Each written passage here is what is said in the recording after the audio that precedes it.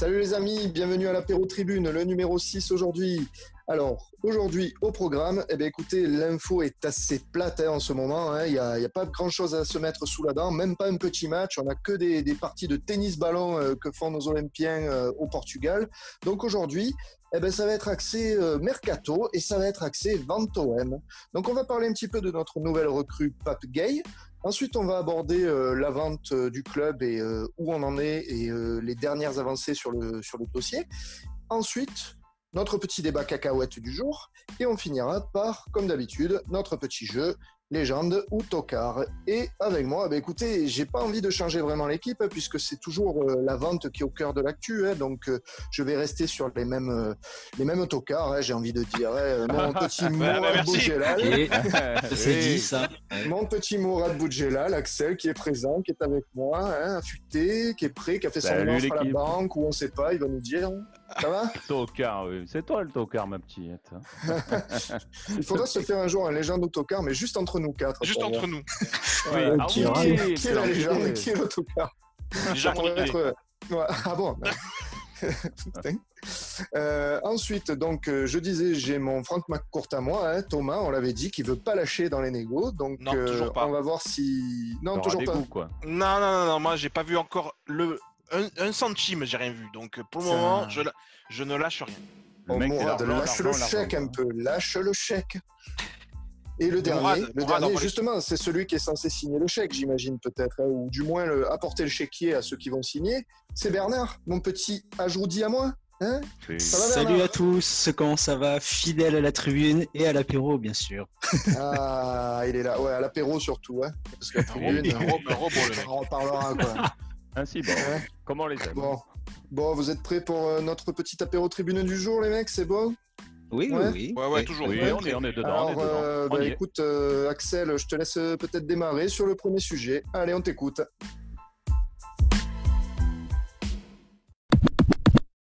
Oui, je voulais qu'on revienne sur Pape Gueye, qu'on a donc recruté la semaine dernière. Le jeune Havrais, donc plein de promesses, plein de talent, milieu de terrain, qui peut jouer a priori en 6 ou en 8. Donc, il a été recruté a priori gratuitement. Et donc, joueur sympathique, a priori, en devenir, qui vient fournir sympathique au demeurant, quoi. Voilà, qui vient fournir notre milieu de terrain. Et voilà, je voulais qu'on débatte un petit peu donc, de son niveau, ce qu'il a fait, et plus si affinité, on va voir. Qu'est-ce que vous en pensez, les mecs de Pape Gueye? Par exemple, attends. Mais on va voir avec Monsieur Google. Tu n'as pas des stats un peu? Pape Gueye, donc, est un milieu de terrain défensif français, international U19, formé au Havre comme un certain Steve Monanda et Benjamin Mendy. Avec le Havre, il a disputé 40 matchs en tant que professionnel, dont 25 sur la dernière saison. Donc, au cours de laquelle il était quand même titulaire indiscutable en étant tout bonnement en plus capitaine. Il avait un petit jeune, c'est pas mal.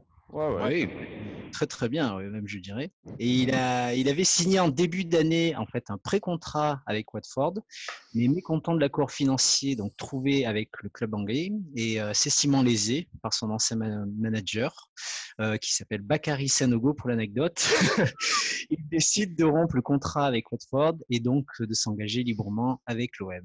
Ouais, on va y revenir sur ça. Okay. Ouais, on va y revenir. Thomas, et déjà le profil du joueur peut-être. Alors le profil du joueur, c'est vrai que c'est un numéro 6 gaucher.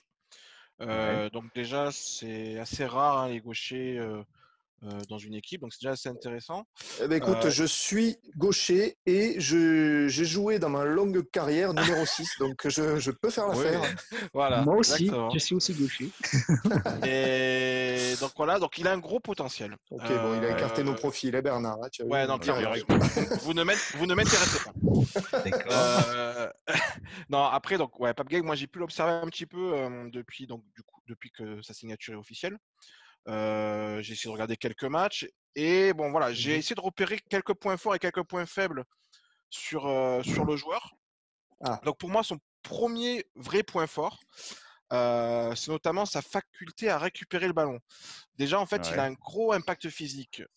Clairement, il était déjà très au-dessus par rapport à la Ligue 2. Il est même prêt pour la Ligue 1, très clairement. Donc c'est un joueur qui a un bel impact et Donc, il a une belle faculté à récupérer le ballon. Et notamment, il a une qualité pour intercepter les trajectoires au niveau des passes, etc. Donc, c'est vraiment C'est un un joueur gratteur. qui… Ouais, c'est un bon gratteur et il est vraiment intéressant. D'accord, ouais.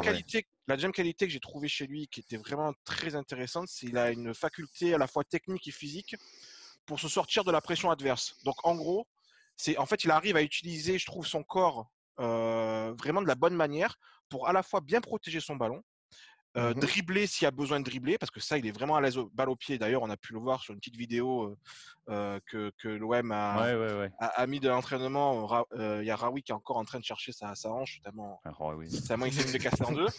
Et donc voilà. Et puis, il a une faculté à relancer proprement qui est très intéressante. Donc, pour un numéro 6, c'est quand même deux grosses qualités qui sont très importantes, et surtout pour le haut niveau. Oui, c'est clair.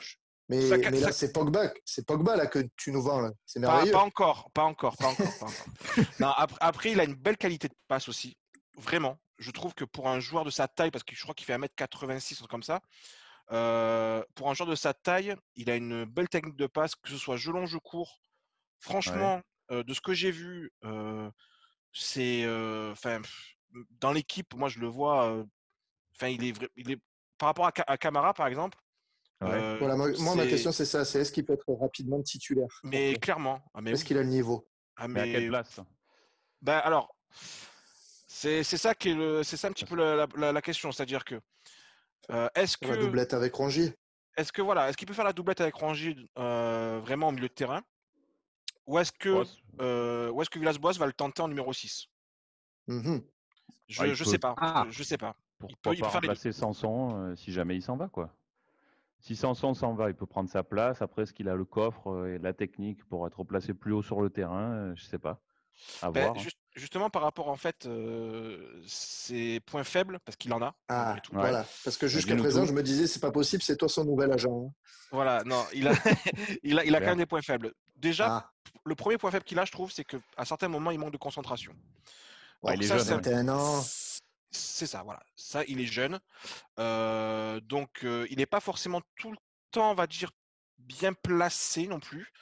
Donc voilà, il peut des fois faire 2-3 petites bêtises qui sont embêtantes, je trouve. Moi, ce que j'avais regardé notamment, il avait fait des matchs contre alors les gros clubs de Ligue 2, donc c'était Lorient, Lens, etc. Voilà, des fois par moment, tu sens qu'il est un peu trop facile. Un peu une boula, quoi. Ouais, donc il faut faire attention. C'est pas pour me rassurer, ça, Imboula. Il faut faire attention. Ouais, il venait de Ligue 2, nous on l'avait vendu avec un profil un peu similaire, très technique, gros volume physique, et finalement, bon, il s'est noyé. Il faut voir après mentalement. T'aurais pu t'arrêter à gros, ça suffisait. Non, mais faut voir. Le problème, c'est jeunes, s'ils viennent des petits clubs, c'est l'OM, est-ce qu'ils vont arriver à s'adapter psychologiquement, la pression Après, si on le récupère gratuit, bon. Oui, il y a moins de risques. Mais les risques, ils sont peut-être ailleurs, les risques, d'ailleurs. On va en parler. On va en parler après. Après, donc voilà, au niveau de la concentration, déjà, c'est un axe à travailler. Et un autre axe qui est très important à travailler s'il veut devenir un bon numéro 8, c'est sa finition. Il n'a aucun but aujourd'hui. Oui, parce que là, les stats, 0 passe décisive, 0 but. Quoi. Voilà, c'est ça. Alors après, il était numéro 6. Après, il était numéro 6. Au Havre, il ne jouait pas plus haut. Donc, un numéro 6, il peut faire 2-3 passes, mais après, marquer des buts. Bon. Non, c'est sûr, mais voilà, faire quelques passes d'aise dans la saison quand même. Ouais, mais c'est vrai il a vraiment un rôle d'organisateur au Havre. C'était après, vraiment j'ai pas regardé le style de jeu du Havre, tu vois, c'est pas trop mon truc de regarder. C'est étonnant. Le Havre, quoi. La Dominos Ligue 2 t'intéresse pas, Julien? Non, même Dominos, il m'intéresse pas. Tu vois. Ni la Ligue 2, ni Dominos. Donc voilà, en tout cas, la finition, je trouve que c'est vraiment quelque chose qui doit progresser. Même si en fait il a une belle frappe de balle, il a tenté quelques tirs de loin qui étaient pas inintéressants, mais bon, voilà, il faut qu'il travaille sur ça. D'accord. Donc voilà, je pense que j'ai essayé de faire un topo assez complet sur lui. On l'a bien vendu. Moi, ce que je vois simplement juste pour finir sur ce point-là, en évolution possible, il peut devenir un numéro 8, clairement. Moi, je le compare aujourd'hui à un Kondogbia qui est à Valence et qui, je trouve, aussi est gaucher. Il y a des petites ressemblances aujourd'hui par rapport à ce joueur-là. Moi, j'aime bien Kondogbia personnellement, donc voilà. Et c'est vrai que, Julien t'en a parlé, le top du top du top qui peut viser, il a le profil à la Pogba. Même des fois dans la gestuelle, Il ressemble un peu. dans la gestuelle, il y a quelque chose, vraiment. Donc, voilà. Non, mais le profil est intéressant. Il est jeune, à la revente, tu vois, ça peut être. On peut faire un gros bénéfice, donc profil intéressant, c'est clair. Eh oui, l'OM Trading Project. Eh ouais, malheureusement, oublier. même si ça me plaît pas trop, on est dedans là. Non, mais c'est sûr qu'après, voilà, moi je pense que c'est un profil, dans tous les cas, on avait besoin de recruter à ce poste et c'est clair que c'est une bonne affaire, moi je pense. C'est une bonne affaire. On a bien fait de le prendre, même si on va en discuter, c'est peut-être quelques embrouilles au niveau contractuel, on va voir. Mais bon, enfin voilà, c'est un profil dont on avait besoin en tout cas, je pense. Clairement, au milieu, on avait besoin je crois qu'on est à peu près tous au moins d'un bon d'accord remplaçant, quoi. Il peut être un bon remplaçant au départ et je pense qu'il a le potentiel pour être rapidement titulaire. Voilà. Après, il y a Villas-Boas, il va le cadrer, on le connaît. Moi, je suis pas du tout inquiet pour le joueur. Moi, je reviens sur la question qu'a posée Julien. Moi, je me pose la question, est-ce que vous pensez que ce transfert, en fait, il est risqué par rapport à l'imbroglio autour de son contrat avec Watford? C'est pas dangereux pour l'OM, concrètement? Ça peut l'être. Hein. Si vous voulez, moi j'avais un peu regardé ce qui s'était passé. Je peux vous raconter un petit peu le truc. Donc, Bernard a commencé à le faire. Hein. C'est vrai qu'il a fait confiance à son agent au moment de s'engager avec Watford. Et a priori, on lui promettait un bon salaire et notamment pour un joueur libre, c'est quelque chose qu'on peut faire facilement, quoi. Et il voulait obtenir la copie, en gros, de son contrat en français. Sauf que ça a pris 3 mois. Et 3 mois plus tard, il a surprise. Son salaire, c'était beaucoup plus bas qu'attendu. Il n'avait pas d'aide au transport, au logement, ou je sais pas quoi. Et en plus, c'était stipulé dans le contrat qu'il serait sûrement prêté en 2020-2021, donc la saison prochaine. Ouais, puis le super agent, quoi. Le super agent. Et puis, bon, en même temps, le mec, il a dû se dire Watford, quoi, le vomi, quoi. Perso, moi, Watford, c'est pas un groupe de musique qui s'appelle comme ça, là, les Watford, pas quoi. Ça fait pas trop rêver, ouais. Le mec, il va jouer quoi, le maintien, la 15e place? C'est bon, quoi. Non, mais donc, après, quand même, moi, je le comprends, hein, qu'il veuille venir à l'OM. C'est quand même un transfert dangereux, moi, je pense, hein, parce que quand même, il y a un risque de suspension, il y a un risque d'amende. J'ai vu qu'au Watford, ils veulent porter l'affaire devant la FIFA. Franchement, on ne sait pas trop jusqu'où ça peut aller. Hein. Après, il réclamerait une indemnité, a priori. À quelle hauteur environ? J'ai lu plusieurs chiffres. J'ai lu 3, 4, 5 millions d'euros dans ces eaux-là. C'est pas énorme non plus. Mais moi, j'avais vu, il y avait Nantes qui était un peu dans le même cas, là, un cas qui avait fait jurisprudence. Ils avaient recruté un joueur qui s'appelait Ismaël Bangoura, j'ai vu. Ah, oui. Ils ont été interdits de transfert durant 2 mercatos. Quand même, c'est énorme. Oui. Ils ont une amende de 4,5 millions. Donc, autant vous dire que si ça arrive à l'OM là, pour les 2 prochains mercatos, on n'est pas dans la merde, hein, je vous le dis. Hein. On n'est pas bien. C'était pratiquement le même cas. Surtout que il faut faire confiance. Pardon, excuse-moi. Vas-y. Plus, s'il faut faire confiance à Jacques-Henri, franchement, voilà, moi j'ai un doute. Hein. Vraiment, il peut la faire la boulette. Hein. C'est pas impossible, les gars. Il va la faire. Voilà, c'est sûr que ça peut être un peu compliqué comme transfert si ça se passe mal. Après, moi j'avais vu l'exemple aussi d'un joueur d'Amiens, je crois que c'est un attaquant, Godos, je crois qu'il s'appelle, qui a eu le même souci. En fait, c'était plus ou moins la même chose, sauf que c'est le joueur qui a été suspendu. C'est pas l'OM qui a eu... pour moi, c'est plus le joueur qui doit prendre. Je suis d'accord avec toi, Thomas, parce que on dit quand même dans les médias que là, c'est le joueur qui a décidé de rompre unilatéralement son contrat. Nous, l'OM, on est juste arrivé derrière, on a dit, bon, ok, si tu es libre, on te propose un contrat, mais on n'a pas forcé pour qu'il casse son contrat, tu vois. Je pense que s'il y a des soucis, ce sera plus le joueur. Après, évidemment, l'OM derrière, ça peut être un souci aussi pour l'OM, hein, mais c'est plus le joueur qui peut être suspendu, plus qu'une interdiction de recrutement, par exemple, pour l'OM. Ça, j'y crois moins. Mais voilà, j'espère. J'espère aussi. Mais c'est vrai que voilà, il faut faire attention. Après, bon, est-ce que vraiment ça a bien été goupillé? Moi, je sais par exemple que Rennes était très très chaud sur le joueur. Ça se joue d'ailleurs entre Rennes et nous, hein, en fait, au niveau de son arrivée. J'avais vu Bordeaux aussi. Même, alors Bordeaux, c'était même encore autre chose. Apparemment, Bordeaux, il avait même... Restons sérieux. Bordeaux, apparemment, il avait même signé quelque chose avec eux. Apparemment. C'est pour ça, Ouais, franchement. un autographe, il a signé. C'est bizarre quand même. Hein. Donc voilà, il faut faire attention. Ouais, je suis d'accord. D'accord. Bon, écoutez, en tout cas, on peut se dire que Pape Gay, a priori, c'est une bonne pioche, une bonne recrue. À voir s'il arrive à bien progresser. Et en tout cas, il va falloir quand même faire un petit peu gaffe sur ce côté-là, sur le côté légal de la chose, on va dire. Mais bon, moi, je suis plutôt d'accord avec Thomas. J'aurais tendance à dire que ce serait plutôt le joueur qui risque quelque chose que l'OM. Enfin, on verra bien. Oui, en ça tout va cas, aller. c'est pas mal. Moi, je l'aurais tenté aussi. Oh, normal. On passe peut-être à notre deuxième point du jour sur la vente. On va aborder la vente du club maintenant, les amis. Oui. Allez, là on attaque le concret là. On va faire un petit point vente sur la dernière semaine écoulée. Donc l'actu a été beaucoup plus calme cette semaine comparé à la semaine dernière, mais nous étions prévenus. Mourad Boudjelal avait bien signalé que les jours qui arrivaient allaient être beaucoup plus tranquilles, le temps de la négociation sans doute. Donc malgré tout, on a eu quelques infos qui sont tombées, et c'est Bernard qui va nous parler notamment de la première info.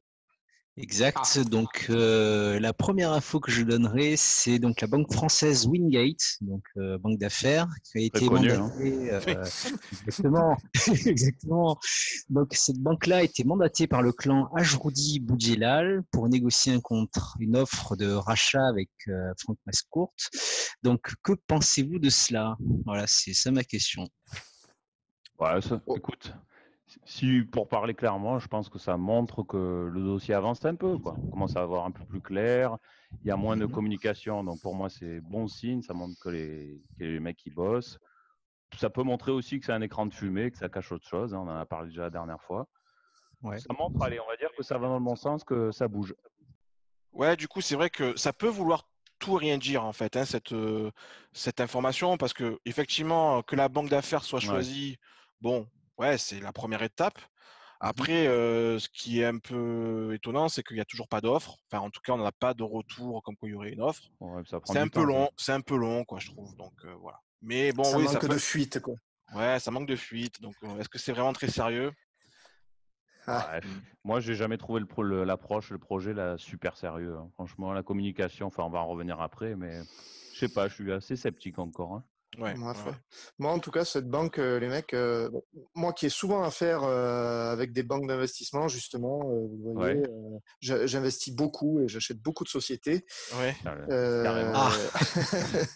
Non, mais voilà, la banque Wingate, personnellement, j'en ai jamais entendu parler.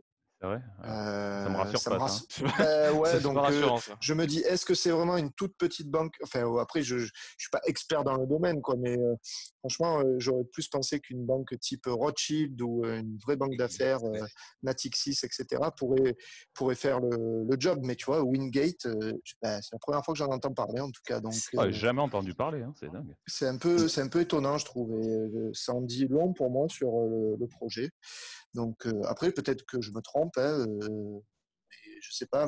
Mais si Monsieur Google pendant ce temps il peut rechercher Wingate, peut-être. Tu trouves Google là, sur ils sont Wingate basés sur Paris, mais j'ai pas plus d'infos que ça. Donc merci Google, merci Google. Je pense que c'est une banque assez obscure, je dirais. Qui accompagne en fait, ils accompagnent les small et mid cap. Voilà, mais après le langage technique financier du monde de la finance, ça, je n'en connais pas plus. Ouais, donc c'est plutôt pour des petits investissements, quoi, a priori. Donc, c'est l'OM. C'est pas. J'ai l'impression. Ouais. Parce qu'à l'échelle, c'est pas, on rachète pas Apple, hein, c'est sûr, mais bon. Tu vois, à l'échelle d'un gros investissement, l'OM, est-ce que c'est vraiment dans des sommes énormes? Je sais pas. Je crois que les gars, on part dans un truc un peu, on sait pas trop là, en fait. Après, franchement, comme dit Axel, ça veut dire que ça avance. Voilà. Je suis plutôt d'accord avec ça, même si, voilà, on nous a habitués à nous donner plus d'infos, en tout cas. Et là, d'un coup, c'est vraiment silence radio. Donc, c'est un peu étonnant de la part de Boudjelal, même si c'est un peu activé sur les réseaux sociaux, j'ai vu. Mais c'est ça. Mais bon. Après, est-ce qu'ils sont en train de négocier peut-être un plus gros projet, peut-être à voir. Avec d'autres de toute façon, ils vont pas le crier haut et fort. Hein. Ils vont pas le crier haut et fort, hein, c'est sûr. Non, c'est sûr. Bernard, deuxième info du coup? Oui, bien sûr. Donc, on passe un peu au milieu politique, on va dire ça. Donc, il y a eu l'élection de Michel Rubirola à la mairie de Marseille, donc le 28 juin 2020. Mais est-ce que, pour vous, c'est une avancée pour la vente du Vélodrome à l'OM, en fait? Ouais, bah, si vous voulez, j'en parle un minimum. Vous voulez que j'en parle un petit peu? Vas-y. Bon, déjà, ce qu'il faut rappeler, c'est que la rénovation du stade, donc par rapport à ça, la ville à l'époque avait fait le choix d'un partenariat public-privé. Donc, ce qui veut dire que l'OM verse un loyer à la ville, donc qui a été négocié donc, sur à peu près 4 millions d'euros. Après, ça fluctue en fonction de la participation en Coupe d'Europe ou pas. Et ensuite, la ville verse environ 15 millions d'euros à Arema. Arema, c'est la société qui gérait le stade, parce que depuis à peu près 1 an et demi, l'OM a négocié avec Arema un contrat de sous-délégation, ce qui veut dire que maintenant, l'OM gère le stade. L'exploitation. Ouais, il gère l'exploitation du stade. Donc oui, comme a dit Bernard, nous avons un nouveau maire, donc Michel Rubirola, qui est tendance totalement de gauche. Donc le printemps marseillais, donc un mélange de socialistes, on va pas en parler pendant 100 ans. À Marseille, pendant 25 ans, on a eu Gaudin, donc qui est de droite et qui était totalement contre la vente du stade. On avait aussi Martine Vassal, qui était candidate pour les Républicains à droite, qui était aussi totalement contre. Et comme on en a parlé avec la Tribune Olympienne il y a à peu près 2 jours, on a tweeté une vidéo de Benoît Payan, donc, qui est le premier adjoint de Michel Rubirola, où il explique que pour lui, il faut vendre le stade à l'OM pour que l'OM devienne un plus grand club et rentre dans le 21e siècle. Et aussi, si je peux rajouter, Rubirola veut aussi faire un audit financier sur la ville. Donc pour moi, tous ces facteurs montrent qu'on est plus sur une tendance du vente du stade à l'OM. Moi, je le vois plutôt comme ça. Ouais. Toi, tu le vois comme une vente. Je pense Pour moi, ça va être très compliqué. Il y a des indices. Pour moi, ça va être très compliqué de vendre le stade à l'OM. D'ailleurs, j'aurais pu leur poser la question parce que je les ai croisés, toute l'équipe, pas plus tard qu'hier, dans les jardins du Pharo, Rubirola et tous ses adjoints. Il a tes entrées, là? Non, vraiment, je les ai croisés. Donc, j'ai vu Benoît Payan et je lui ai dit, oh, Benoît, quand est-ce que tu vends le Vélodrome? Il a dit, t'inquiète. Ouais. Il m'a dit, là, c'est sur le bon coin. C'est sur le bon coin, c'est en cours. Ouais, non, mais... Non, mais enfin, voilà, plus sérieusement, pour moi, vendre le stade à l'OM, à part justement dans un projet de rachat, à l'heure actuelle, c'est impossible. Pour moi, le club n'a pas les moyens. racheter le stade. Pas une seconde. Pas une seconde. Même si ça leur coûte cher, ça veut dire que quand même, il faudrait continuer à payer Arema. Il ne faut pas l'oublier, ça. Oui, parce que du coup, ils ont financé les travaux, il faut les rembourser. C'est ça qui est un peu compliqué dans cette histoire, parce que Arema, au final, il faut les rembourser. Exactement. D'une manière ou d'une autre. Donc en fait, c'est pas vraiment remboursé, mais c'est surtout que voilà, ils ont fixé dans le partenariat public-privé une commission, on va dire, qui vont toucher chaque année, un versement qui vont toucher chaque année. Il me semble que c'est sur 35 ans d'ailleurs, cette somme. Oui, non, mais c'est en général pour on va dire des constructions comme ça, c'est toujours un petit peu la même durée. Hein. Regarde le tunnel Prado-Carénage, ça a été ça pendant longtemps. Mais en fait, pour moi, voilà, je vois mal l'OM racheter le stade, parce que l'exploitation, je vois pas trop ce qu'ils pourraient faire de plus. Ça voudrait surtout dire que c'est eux qui se récupèrent le versement de 15 millions d'euros. Donc l'OM, ils ont beau payer un loyer assez élevé, ça sera toujours moins cher que de verser les 15 millions d'euros au club.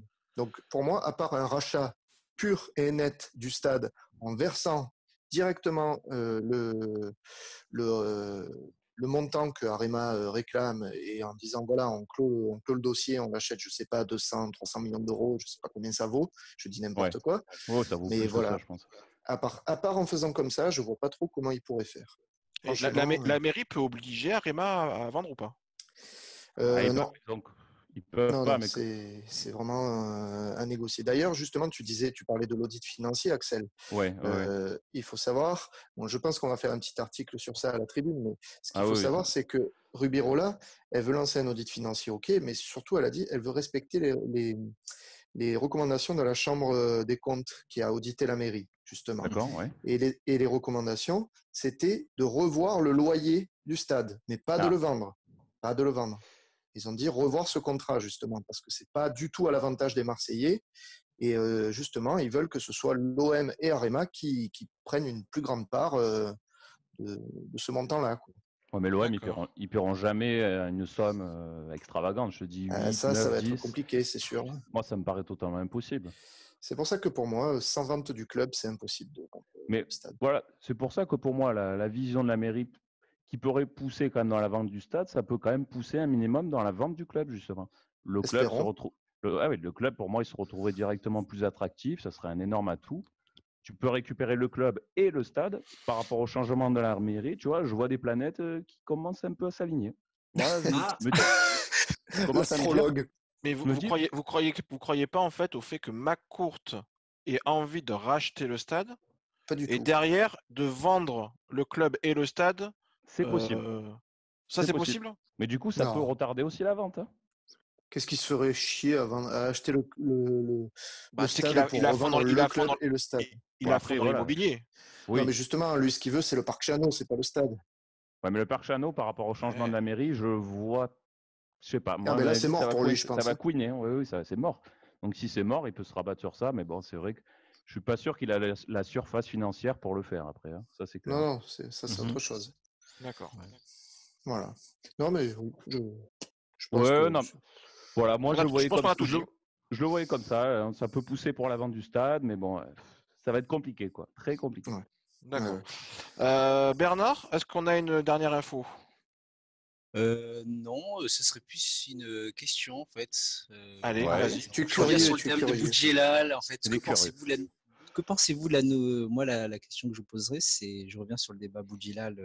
Comment il s'appelle? Ajroudi, pardon. Ajroudi, oui. Que pensez-vous en fait de la nouvelle stratégie donc de communication de Mourad Boudjelal donc depuis cette semaine? Et en fait, en plus, globalement, êtes-vous toujours sceptique sur ce projet en fait de rachat de leur part? C'est vrai qu'on était tous à peu près sceptiques sur le projet. Boudjelal, il avait clairement dit du coup la semaine dernière que là, ça serait silence radio et qu'il y aurait plus grand chose venant du clan, de leur clan en tout cas. Là, on a vu cette semaine quand même qu'il a un petit peu fait un petit jeu avec les tweetos sur Twitter en likant des tweets de certaines personnes qui disaient voilà, si tu es encore en négociation avec McCourt, like le tweet, et c'est ce qu'il a fait. Donc il a fait un petit jeu comme ça. Donc est-ce que c'est très sérieux tout ça? J'en sais rien. C'est ridicule. C'est professionnel de faire ça. Moi, je trouve ça un peu moyen, quoi, on va dire. La communication du bar tabac, quoi. Le mec, il répond communication à des petits tweets. Jean-Michel Aulas, je dirais même. Ah, limite. Ouais. On est limite. Non, mais tu sais que c'est pas loin. Ouais, parce qu'Aulas, il est à fond sur Twitter, hein, ça, on le sait. Hein. La communication. L'absence de communication, moi je le vois comme quelque chose de bien, mais bon là ces petites réponses aux tweets, ça fait pas professionnel. Hein. Moi je suis assez à l'image de ce qu'il a fait depuis le début. Oui. Après c'est un peu à son image aussi. Alors c'est pas, enfin moi j'ai pas l'impression que ce soit pas, j'ai pas l'impression qu'il est pas professionnel, mais c'est quelqu'un qui est comme ça, on va dire un peu facile dans la communication.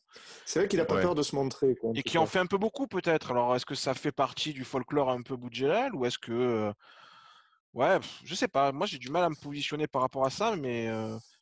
Du coup, tu es toujours sceptique sur le projet? Ouais, je suis moyen. Est-ce que les mecs, vous avez vraiment envie que ça aille au bout, ce projet? Que Boudjelal aujourd'hui, il nous rachète? Je sais pas. Hein. Moi, je le sens pas. Hein, c'est pas que j'en ai vraiment envie ou pas. C'est surtout que j'aimerais avoir plus d'infos sur ce projet. Moi.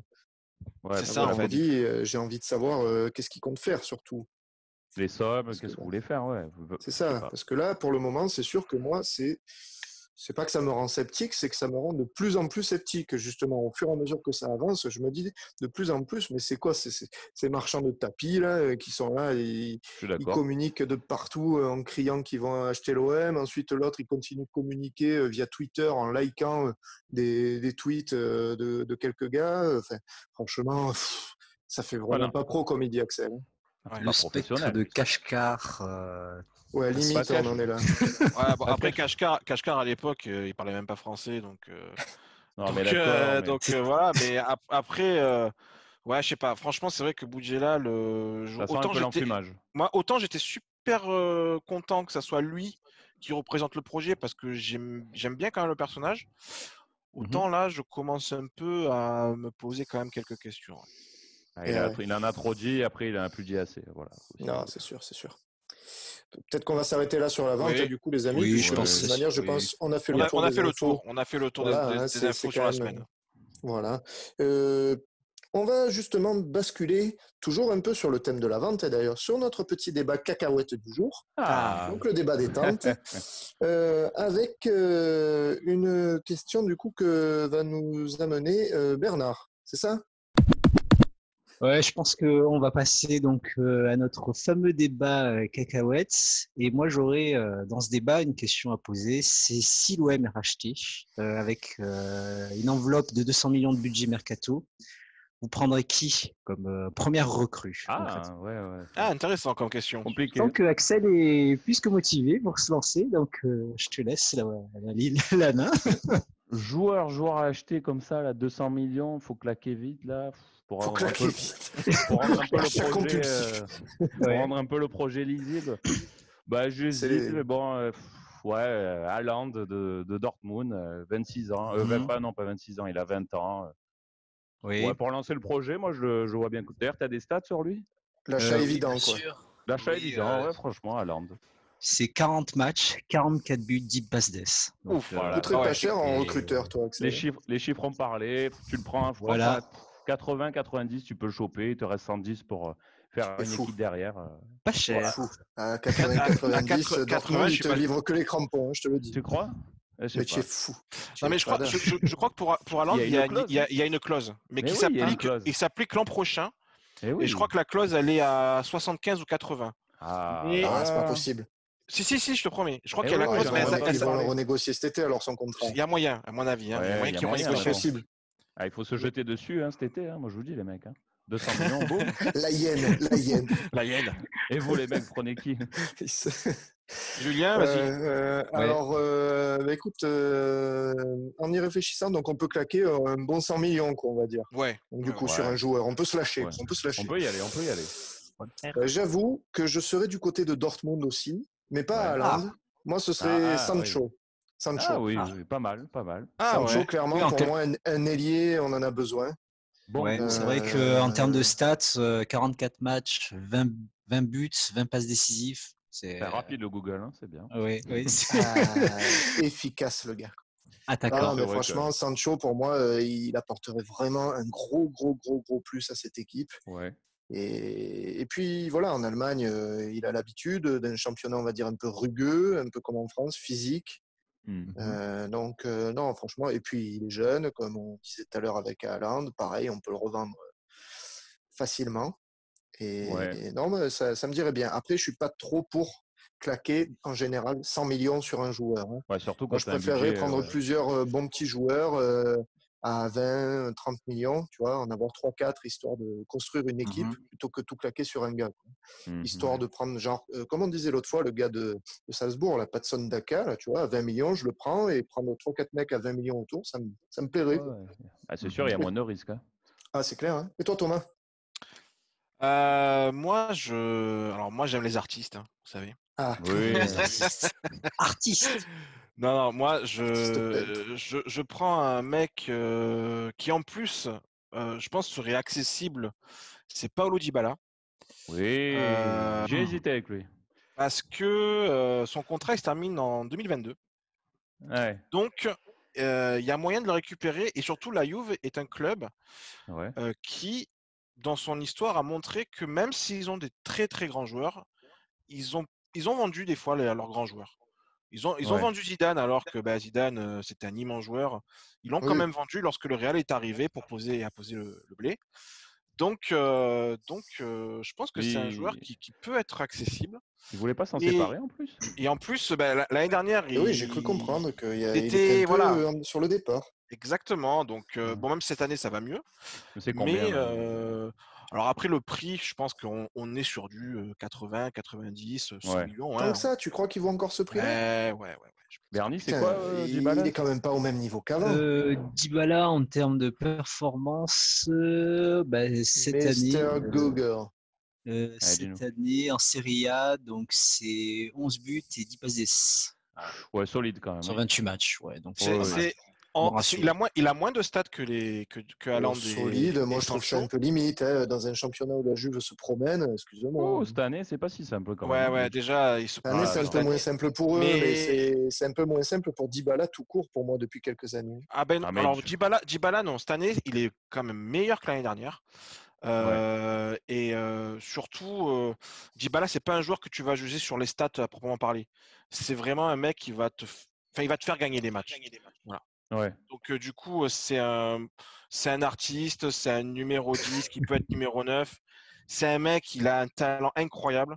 Voilà, pour moi, je suis totalement fan de ce mec. Il n'a pas dit qu'il a son maillot, en fait. Il a son maillot. Dybala à l'OM, l'Argentin, les tatouages, je dirais que ça claque. Imagine le délire, quoi. Non, mais il a le stade dans la poche, c'est un truc de fou. Oui. Avec Benedetto, ça peut être pas mal, hein, franchement. Benedetto, ouais. C'est vrai. Sur le banc, là, mais c'est ton là, début, quand même, normalement. Ça fait une belle recrue. Dybala, pour moi, c'est le. En plus, moi, j'aime bien l'idée de la recrue phare du projet. C'est le mec qui représente le projet. Oui, ça claque. Dybala, il représente. Il représente. On va rester sur ce. Ça va être le mot de la fin de notre débat cacahuète. Dybala représente. Bernard, il n'avait pas un nom, Bernie? Ah, Bernard, oui. Non, moi, si je serais plus sur lequel des trois, parce que. Sur Platini, toi, non? C'est ça?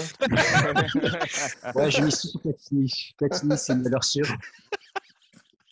Non, je mettrais, franchement, des trois là, que vous m'avez énumérés, je prendrais Haaland. Et voilà, vraiment l'attaquant, le devenir. Voilà. C'est les stats qui parlent. Le numéro 9. Les stats qui parlent, voilà. Donc, moi, je suis monsieur Stat, monsieur Google. Moi, je dis sur lui qu'il faut investir. Très jeune. En plus, il sera pas cramé concrètement parce qu'en équipe nationale, il est norvégien, donc il sera pas comme il n'est pas comme Sancho qui veut viser l'Angleterre ou Dybala qui est argentin. Donc, pour moi, c'est aussi un autre argument. Ouais. C'est malin ça, hein, c'est malin. Malin le lynx. Il est vicieux. Il réfléchit. Mais d'ailleurs, tu n'as pas une petite sélection légende autocar à nous soumettre, Exactement. C'est parti pour le légende autocar. Exactement. Donc, légende autocar. Donc, on a abordé un sujet où on avait beaucoup de pognon. Donc, quand on avait beaucoup de pognon, on n'avait que des légendes. Donc, j'aborde un légende autocar spécial, on va dire légende de l'OM. Exactement. Ça fait longtemps qu'on a mis que des tocards d'ailleurs. C'est ça, ouais. Exactement. Donc, c'est du bon. On va envoyer un. Qui ça? Non, il n'est pas dedans. Vas-y, Bernard, sors ta liste. Il n'est pas là-dedans. Donc, j'ai pris 4 grands joueurs, les gens du club. Donc, je vous les pose. Donc, Didier Deschamps, voilà. Ah oui, donc, capitaine légendaire de l'OM. Oui, d'accord. Joueur ou entraîneur. C'est pas le Léon. Jean-Pierre Papin. Ah ouais, d'accord. Capitaine venant de Bruges, voilà, qui pratiquement a tout gagné avec l'OM en termes de palmarès. J'ai mis Fabien Barthez. Oh là là. D'accord, le mec. Non, mais j'ai pris chaque poste, tu vois, comme ça. C'est pas fait chier, quoi. Il a pris les meilleurs de l'histoire de l'OM. Et un dernier, qui est très peu connu au club, c'est Basile Boli. Donc, messieurs, je vous laisse choisir. Attends, 2 secondes, on réfléchit. Parle un peu parce que là, c'est difficile. Donc, je vous dresse un peu le portrait. Donc, chacun, avec l'OM, c'est la base. Hein. Tous, sauf JPP, ont été champions d'Europe avec l'OM. Alors, après, je dis pas les autres. La difficulté, c'est de rentrer dans ta tête, tu vois. C'est ça. Là, il faut rentrer dans la tête de Bernard. Moi, je peux sortir un classement, peut-être. Oui. Mais j'aurais du mal à rentrer dans ta tête. Il faut aller loin. Il faut aller loin Il faut aller loin, oh là là. Si j'aurais juste une piste. Voilà. Bon. Tu veux que je me lance? Oui, tu peux te lancer. Vas-y, Julien. Allez, bon. Tu es bon. Pour moi, la légende absolue du club, mais le problème, c'est que c'est plus pour moi, en fait. Donc, je ne sais pas si tu es d'accord avec moi. Ce serait Didier Deschamps. Moi, Didier Deschamps, je l'adore. Déjà, j'aime son poste en fait. Hein, donc, voilà, c'est le poste du joueur me plaisait beaucoup. une carrière de folie. Le mec, c'est lui qui lève la coupe aux grandes oreilles. Il revient en tant qu'entraîneur. Le mec, c'est la lumière qui est revenue au club, quoi. Il nous a remené vers les sommets. Incroyable, quoi. Grâce à lui, quart de finale de Ligue des Champions, des titres. Enfin, bon, voilà, quoi. Saint Didier Deschamps, quoi. Ah oui. Oui. Sans compter le parcours en équipe de France, bien entendu. Ah oui. Donc voilà, ça pose les bases, quoi, on va dire. Ensuite, j'aurais tendance... Alors, j'hésite entre JPP et Boli. Et je pense que je vais mettre Boli en numéro 2. Parce que Boli, c'est quand même la légende. C'est le buteur éternel. C'est les larmes de Barry. C'est un mec qui est resté au club. Enfin, voilà, c'est un joueur légendaire pour moi. Donc, mais très bon joueur. Très bon joueur. Ouais.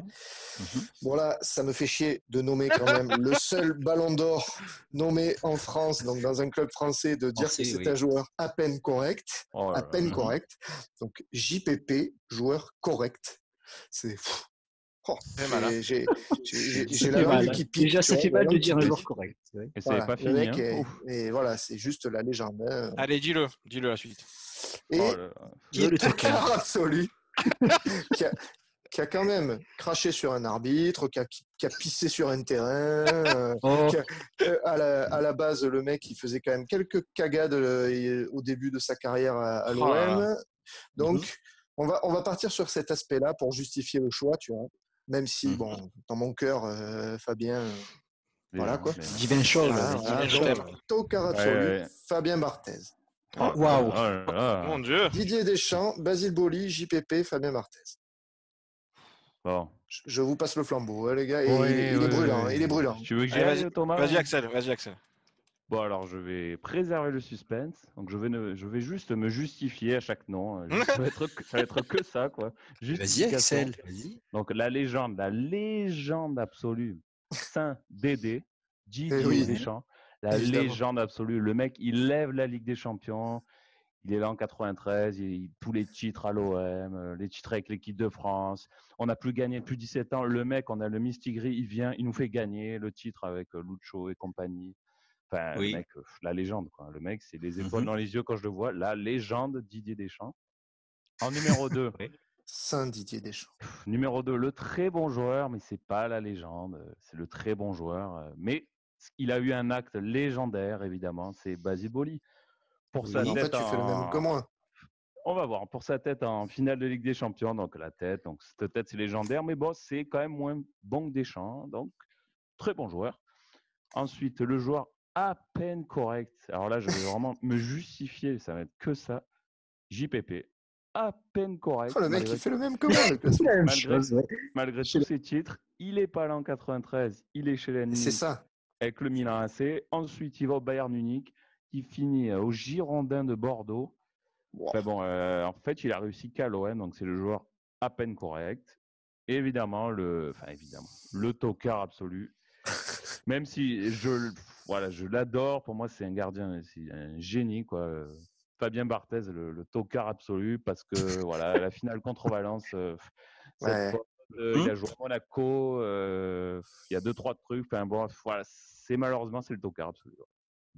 D'accord. Voilà, c'était dur. D'accord, oui. Alors, et Thomas Alors. Depuis tout à l'heure, il hésite. Alors, la légende absolue, je suis d'accord avec vous, ça va être Didier Deschamps. Parce que je connais aussi un peu Bernie, c'est sa légende. Je n'ai aucun doute là-dessus. C'est son joueur préféré, donc. C'est rentré dans sa tête. Quoi. Voilà, je suis dans sa tête. Professeur Xavier. En très bon joueur. C'est dur. Hein. Un très bon joueur. Il dirait qu'il nous concocte une recette, le gars. En très bon joueur, je vais mettre quand même. Ouais, je vais mettre Basile Boli parce que pour le but légendaire. Ah oui. Pour le but légendaire et parce que il a représenté quand même le club. Il continue d'ailleurs. Voilà. Par contre, en joueur correct, je vais mettre Fabien Barthez. Oh là là, mais qu'est-ce que c'est? Parce que alors déjà je le mets en dessous de Boli parce que j'ai pas trop aimé son retour à l'OM. Son deuxième retour à l'OM et la finale contre Valence. je l'ai un peu en travers. Voilà. Ouais. Mais sinon, pour tout le reste, effectivement, il est exceptionnel. Et ce que vous avez oublié de dire quand même, c'est qu'en finale, si on la gagne, c'est quand même grâce à lui. C'est énormément grâce à lui parce que sinon, jamais on la gagne à 0. Ouais. Et donc c'est pour ça quand même que je le mets devant Jean-Pierre Papin, qui est mon tocard absolu. Le mec absolu, le mec qui est quand même nommé légende du club. Donc, je suis d'accord. Les mecs. Je suis d'accord. Laissez-moi finir. Je peux finir ou pas? Non. Je peux finir. Est-ce que je peux finir? Tu peux pas. Est-ce que je peux finir? Je le mets tocard absolu pour une seule raison. En réalité, c'est qu'il ne fait pas partie de l'équipe WM93. Voilà. Ouais. C'est la seule raison.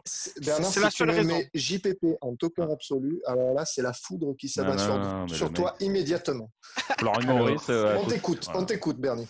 Alors, je tiens à signaler que donc Thomas n'a pas gagné. Donc, c'est le classement. On a 2 gagnants, donc le mec direct. Didier Deschamps, parce que voilà, Didier, même quand c'était vraiment le premier joueur, franchement, je mens pas, hein, le premier joueur que j'ai le plus aimé. Après, il y a eu genre des Del Piero, des autres joueurs comme ça, mais lui, c'est vraiment. Pour une anecdote, j'ai même les chaussettes de Didier Deschamps en France 98. C'est énorme. Voilà. Elles sont encore ses pieds. Non. Je les ai jamais portés, tu vois. Après, voilà, le palmarès de Didier en tant que joueur, en tant que. Oui, c'est sûr. Ok. Moi, c'est le palmarès. Ensuite, le deuxième, Boli, parce que voilà, c'est l'arme de Barry. Et ensuite, la rédemption face à Munich, pour moi, c'est très bon joueur. Hein. C'est magique, très bon joueur. En plus, maintenant, il est le représentant de l'OM. Donc, voilà. Bon. Il est moins bon, mais bon, voilà, on accepte tout pour mon petit Basilou. Ensuite, JPP, parce que c'est quand même le mec qui. Mais dis-le, on te voit. On n'y pense pas qu'à. C'est quand même le mec. JPP est un joueur correct, voilà. Parce que c'est quand même le joueur qui, on n'y pense pas, mais c'est à partir de ce gros joueur-là que l'OM est devenu un grand club. Enfin, je parle. Eh oui. Évidemment. Et malheureusement, Fabien, c'est le gros tocard du clan, là, parce que moi, c'est surtout, comme a dit Axel, je reprends son argument de la finale de 2004. Voilà. Oui. D'accord. Alors, c'est bien, c'est mon argument, ça, par contre. Non, pardon. C'est bien aussi. Axel, il a dit avant, donc, Axel et Thomas ont dit ça. Donc, c'est mon ordre et Fabien Barthez, c'est un. Et ben voilà. Qui remporte le totem, du coup, Bernard? Bon, je vais être raisonnable cette fois-ci et je vais rendre à César ce qu'est César. Rends-le. Le totem à Julien. Axel. Ah merde. J'ai espéré la trahison jusqu'au bout. Oui, au dernier moment, tu sais, le coup de couteau dans le dos, là. C'est ça, j'ai espéré. Il a eu peur. Il a eu peur. Écoute, il y en a qui ont failli gagner. Écoute, il y en a qui ont failli gagner Koh-Lanta comme ça. Hein. Donc, on vient d'enchaîner Barthez, Deschamps et tout, ils nous parlent de Koh-Lanta. Est-ce que je peux juste faire une petite précision? Dernière petite précision. J'ai fait un classement différent pour pas avoir le même que vous, c'est tout. Mais sinon, j'étais d'accord. En réalité, je suis d'accord avec vous. Voilà. D'accord. Ouais. Soit-disant, le mec qui met mais clairement, non. les jantes, allez. J'étais d'accord avec vous, mais je voulais pas faire le même classement. Ouais, oui. Tu as mis Papin en tocard, après ça me parle de. Je me suis dit, il y avait que sur ça que ça pouvait se jouer éventuellement. D'accord. On restera sur ça. Très bien, Florent Maurice. Bon, j'ai le totem, voilà. Très bien. Bon, les amis, on termine notre apéro tribune du jour. Donc, on va rappeler à tous nos auditeurs qui peuvent nous retrouver sur l'ensemble des réseaux sociaux, Facebook, Instagram, Twitter. Vous pouvez retrouver cet apéro tribune sur YouTube, sur Spotify, etc., etc. N'hésitez pas à aller écouter, à aller partager notre apéro tribune. Et nous, écoutez, on se dit une bonne semaine, un bon week-end pour démarrer d'abord, hein, parce qu'on démarre comme ça, hein, notre apéro. Et on se dit à la semaine prochaine. Allez, ciao l'équipe. Ciao les gars. Ciao la team, ciao. Ciao.